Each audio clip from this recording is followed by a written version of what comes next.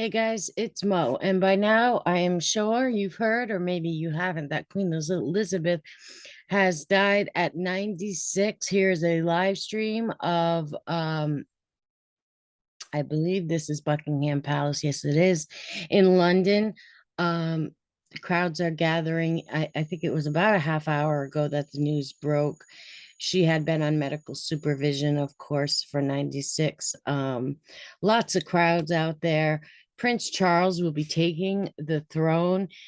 She's been on the throne since 1952, very long time. Her accession to the throne was the first ever televised. Now, I want to cover a little bit more about that and try to keep within the ever-changing rules of certain places. So I need to do a new share. I don't know why this doesn't really allow me to share what I'm looking at, but here we go. You can see the pictures just glittering in diamonds. We can look at as many images as you want. The throne, I'm a hat girl, so I do enjoy the hats over in England, but the throne owns a lot of stuff around the world, and I want to just show you very quickly. You can follow me on Truth Social at Moanon. I wanted to show you something. Let me just stop this for 1 second while I bring it up. That I saw earlier today that I found interesting. And I don't know why I found it interesting, but it just was. So let's bring it up.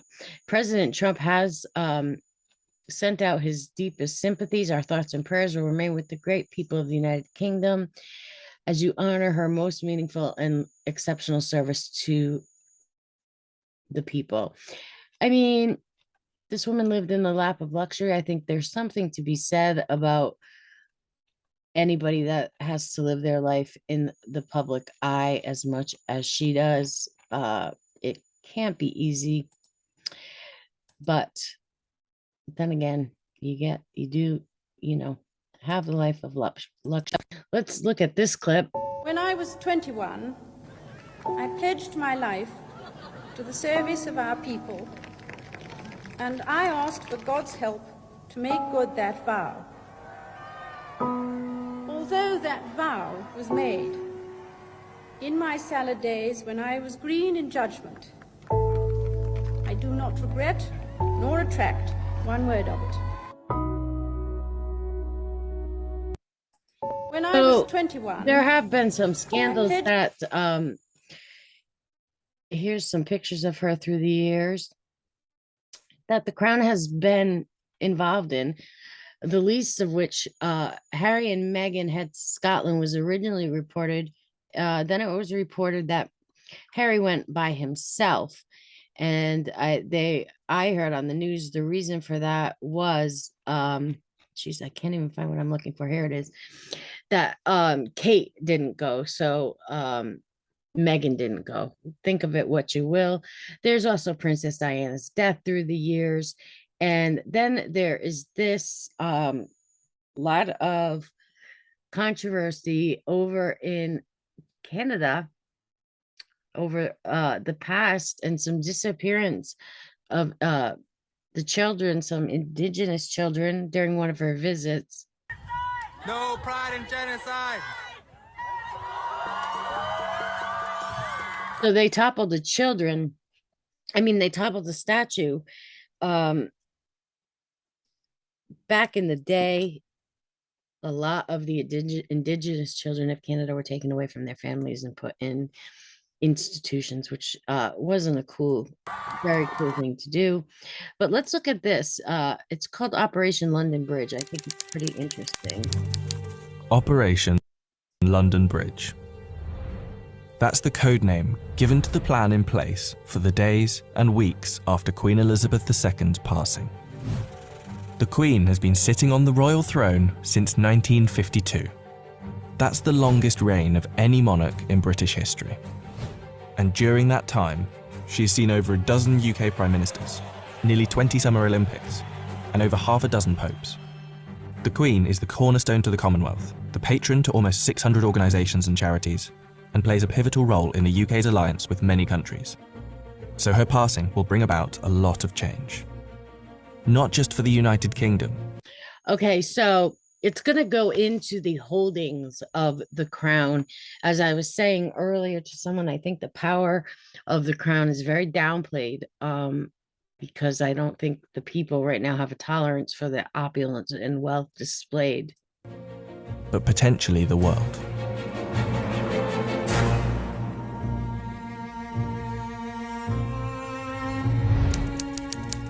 Her private secretary. Now, this is, of course, today. I am in the US in the Eastern time zone. I think the UK is 5 hours ahead of me right now. The Right Honourable Edward Young will immediately pass a message on to the acting Prime Minister at the time. Who was just sworn in the other day, the Prime Minister. That message will likely read, "London Bridge is down." The Prime Minister will then set Operation London Bridge into action.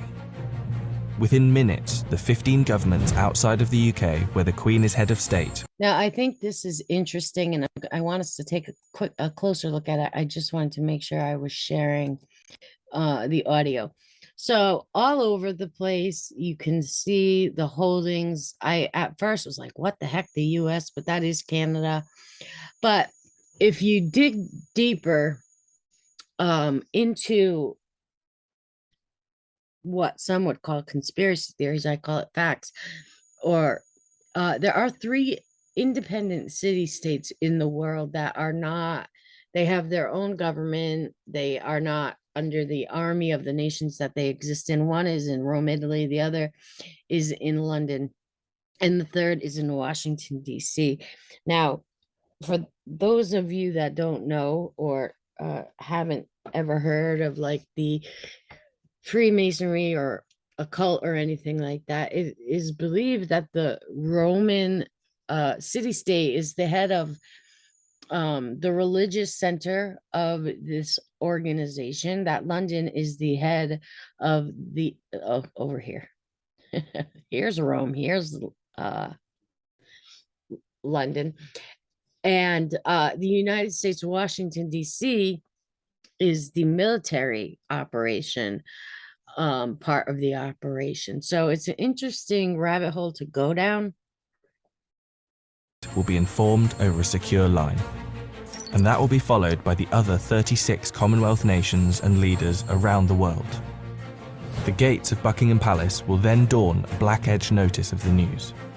At the same time, a newsflash will alert media around the world. Every media outlet is prepared for the news.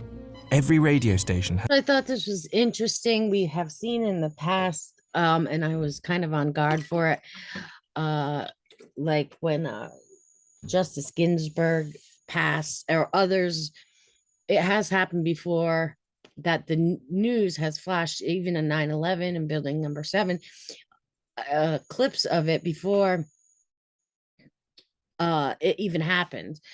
So I was looking for it. As to my knowledge, it didn't happen here, but they, of course, already have the programming and everything in place. Has a network of lights that will flash to indicate a national catastrophe such as this. All BBC shows will stop and proceed to run a feed dedicated to the news.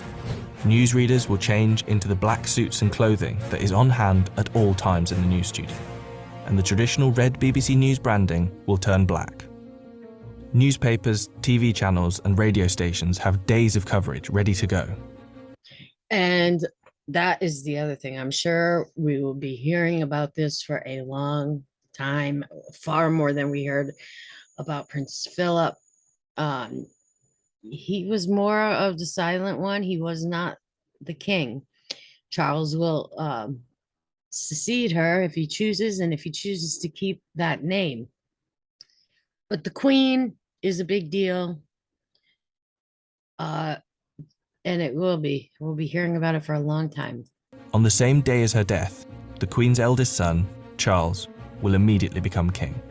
And it's reported that the stock exchange businesses, and shops across the UK will likely close for the day out of respect.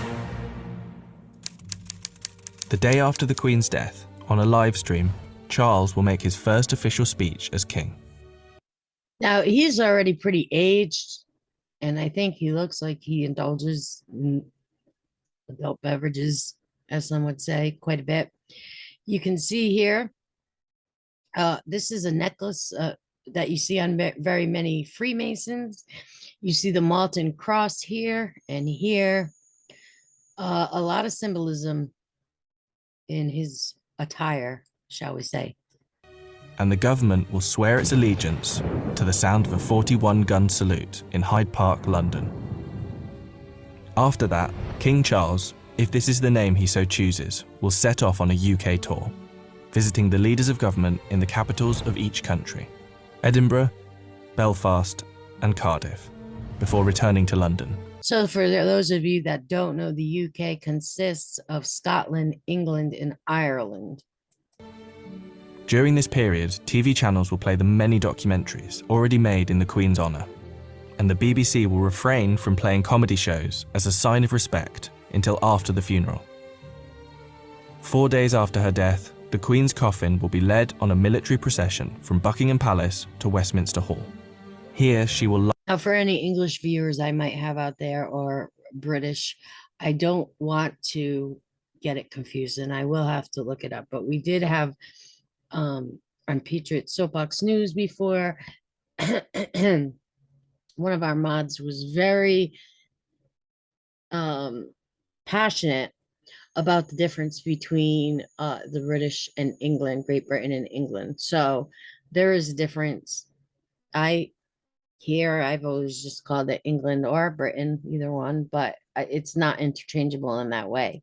Lie in state over the next 4 days, and after which King Charles, family and dignitaries will pay their respects. Then the doors will open to likely hundreds of thousands of people queued up outside.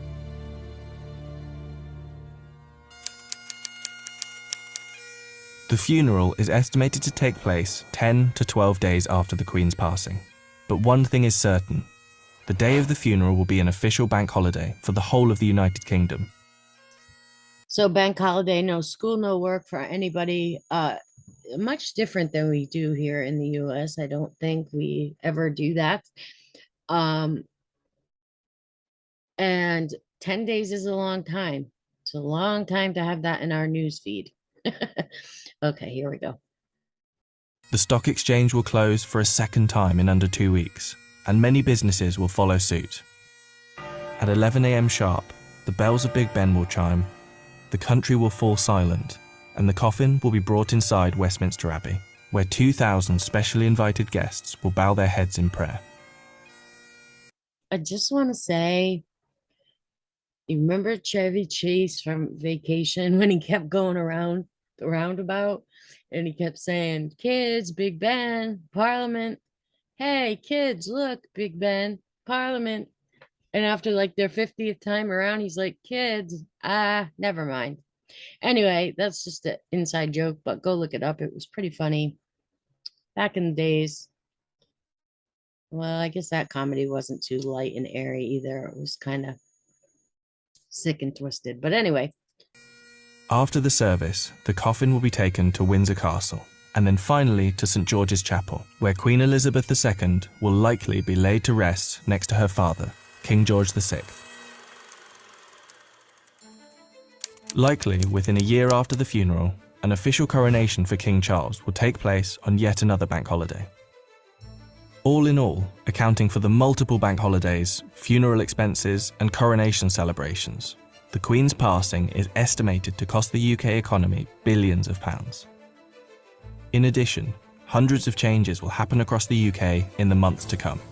Now, I think it's interesting. I was just listening to the news and in the car, and it was a chef that used to serve her, and the news was prodding him to share his memories. And 2 of the memories he shared, 3, which none of them, they wanted her like light and airy side.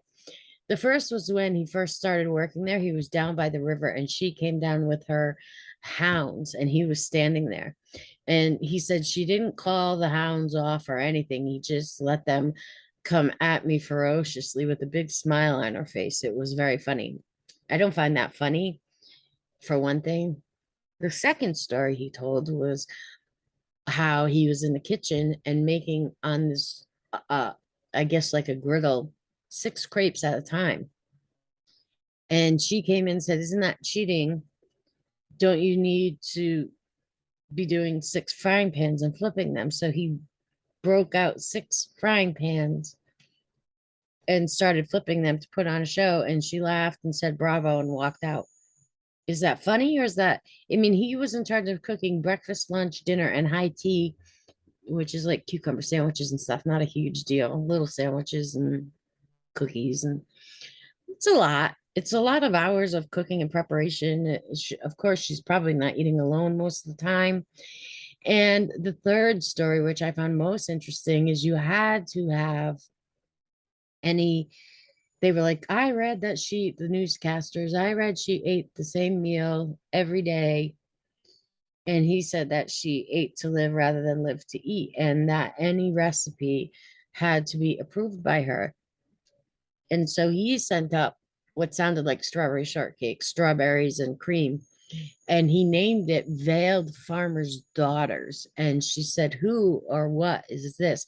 Now I read into everything, and I was like, Veiled Farmer's Daughters? What is that about? I don't know. But anyway. New British currency will be printed with the King's portrait, and the Queen's currency will slowly be removed from use. The same will happen for stamps, passports, and police and military uniforms.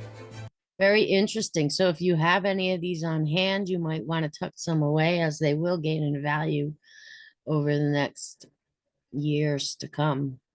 And the national anthem will be changed to God Save the King. Not to mention how the world and Commonwealth will react to the new king could alter the British royal family forever. For example, there is growing support in Australia for the country to become a republic, and the Queen's death could heighten that support. This could lead other countries to follow suit, which would almost certainly weaken the British monarchy.